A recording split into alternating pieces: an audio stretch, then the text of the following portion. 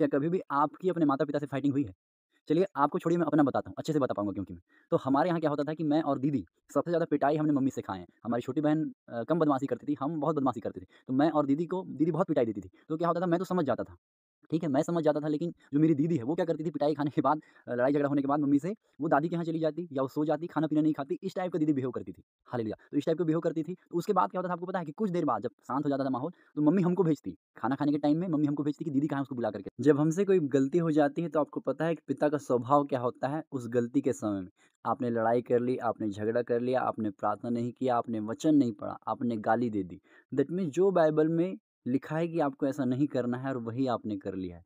तो आपको पता है कि स्वर्गीय जहान में क्या होता है, आत्मिक क्षेत्र में क्या होता है, फिर दूतों का, यीशु मसीह का, परमेश्वर का एक बर्ताव आपके लिए क्या होता है। खुदा के प्रियो आज मैं आपसे कहना चाहता हूँ कि स्वर्ग दैट मीन्स जिसका नाम अनुग्रह है, वो आपके पीछे लग जाता है आपको बचाने के लिए। चलिए हम सीखते हैं, मैं एक एग्ज़ाम्पल लेता हूँ, क्या कभी भी आपकी अपने माता-पिता से फाइटिंग हुई है?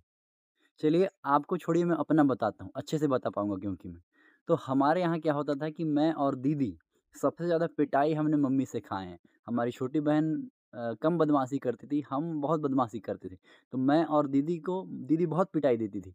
तो क्या होता था मैं तो समझ जाता था, ठीक है? मैं समझ जाता था लेकिन जो मेरी दीदी है वो क्या करती थी पिटाई खाने के बाद लड़ाई झगड़ा होने के बाद मम्मी से, वो दादी के यहाँ चली जाती या वो सो जाती, खाना-पीना नहीं खाती, इस टाइप का दीदी बिहेव करती थी।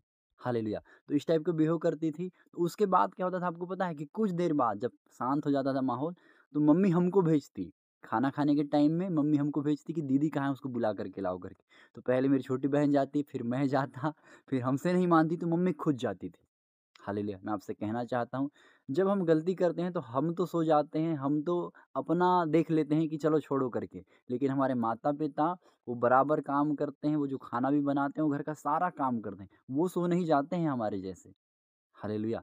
और हम क्या करते हैं, हम अपनी दुनिया में खो जाते हैं फिर कि हमको उसने ऐसा बोल दिया, हमको ये हो गया, हमको मम्मी ने डाँट दी, हमको मम्मी ने फटकार दी, तो हम अपनी दुनिया में चले जाते हैं। लेकिन आपको पता है कि माँ, एक पिता ऐसा कभी भी नहीं करते हैं। वो पूरा काम करते हैं, जब गुस्सा ठंडा हो जाता है, तो बोलते हैं कि बुला कर के लेकर के आओ और जब वो हमसे नहीं आती, तो फिर माँ खुद जाती है और उसको बुला कर के लेकर के आती है। ऐसा क्यों? क्योंकि उसने हमको पैदा किया है। हालेलुया! इस एग्ज़ाम्पल को बताने का मतलब ये है कि माँ जब हम गलती करते हैं, तो बिल्कुल डाँटती है, पिटाई देती है, सब वो करती है, गुस्सा भी करती है, लेकिन जब उसका गुस्सा ठंडा हो जाता है, वो बोलती है कि उसको लेकर के आओ और जब हमसे नहीं आती, तो वो खुद जा कर के उसको बुला कर के लेकर के आती है। आमीन। अब मैं आपसे कहना चाहता हूँ स्वर्गीय जहान में भी कुछ ऐसे ही होता है। जब हमसे कोई गलती हो जाती है, कोई लड़ाई हो जाता है, कुछ भी हो जाता है हमसे, तो मैं उस पिता के बारे में कहना चाहता हूँ जिसके बारे में यिर्मयाह 49 के 15 पद में लिखा है कि उसने कहा, स्वयं परमेश्वर ने कहा कि तुम्हारी जन्माने वाली माता तुमको भूल सकती है, लेकिन मैं तुम्हें नहीं भूलूँगा। वो तुमको छोड़ देगी पर मैं तुमको नहीं छोड़ूँगा। आमीन। तो सोचिए एक जन्माने वाली माता आज देखिए कितने बच्चों को छोड़ जाती है, पर उस पिता ने कहा जैसे मैंने अपनी मम्मी, अपनी दीदी की गवाही दिया कि हमारी माँ हमको ढूँढती है। प्रभु का धन्यवाद एक अच्छी माँ हमको दिया, हमको उसने नहीं छोड़ी। तो उससे बढ़कर के हमारा पिता हमसे प्रेम करता है। तो लोगों को लगता है कि अब मैंने गलती किया प्रभु मेरे को छोड़ देगा। मैं आज आपसे इस वचन से कहना चाहता हूँ कि प्रभु आपको ढूँढता है फिर। पूरा स्वर्ग आपके पीछे हो जाता है। इसके लिए एक बहुत अच्छा एग्ज़ाम्पल है मत्ती 18 अध्याय में। 99 भेड़ को छोड़ा, एक भेड़ को ढूँढा, वो भेड़ मैं था यीशु, अपने हाथ में ले जा। आमीन।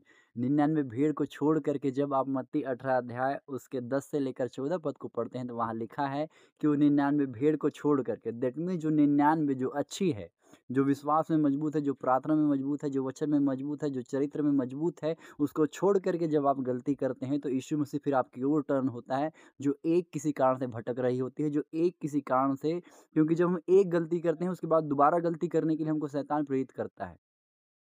हालेलुया! इसको हम अगर आप इसका आप सबको एक प्रैक्टिकल होगा जब हम थोड़ी-सी गलती करते हैं हमको लगता है अरे! एक तो हो गया और कर ले कुछ नहीं होता, और कर ले और ऐसे-ऐसे करके हम बढ़ते जाते हैं। खुदा के प्रिय आज मैं आपसे कहना चाहता हूँ जब हमसे कुछ ऐसा होता है तो वो जो लोग बचे हुए हैं उनको छोड़ कर के स्वर्ग आपकी ओर मुड़ जाता है। उसके दूत आपकी ओर मुड़ जाते हैं।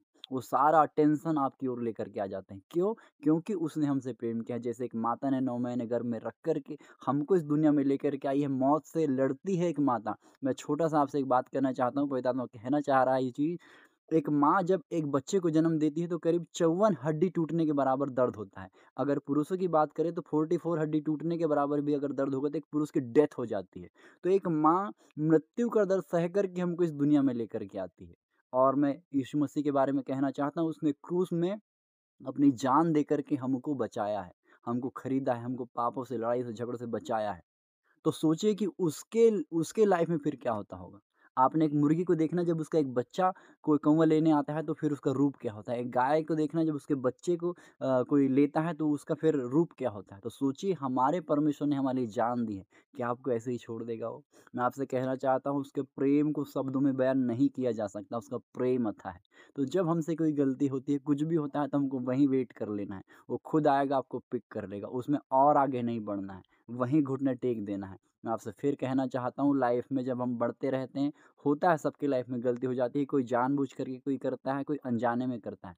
पर मैं आपसे कहना चाहता हूँ, वो प्रेमी पिता है, वो आपको कभी भी नहीं छोड़ता है। लेकिन मैं आज आपसे कहना चाहता हूँ, कभी कुछ ऐसा ना करें कि वो आपको खोज ना पाए। तो आज आप जहाँ भी हैं ठहरे रहें, जब लाइफ में कुछ ऐसा होता है तो हमेशा याद रखें कि मेरा पिता मेरे पीछे आता है। आमीन। तो मेरा विश्वास है कि आज का वचन आपसे बातचीत किया है, और अगर आपकी लाइफ में कभी कुछ ऐसा हो जाता है तो हमेशा इस बात को याद रखना कि मेरा पिता मेरे को ढूँढने के लिए आता है। आमीन। मेरा विश्वास है वचन ने आपसे बातचीत किया है। अगर अच्छा लगा है तो प्लीज़ लाइक कीजिएगा और उसके साथ शेयर कीजिएगा, और हो सके तो हमारे साथ जुड़ने के लिए लिंक दिए हुए हैं यूट्यूब के, इंस्टाग्राम के, फेसबुक के, हमारे साथ जुड़िएगा। मेरा विश्वास है परमेश्वर आपको सेम नहीं रहने देगा। आमीन। मेरे प्रभु आपको बहुत ऐसे आशीष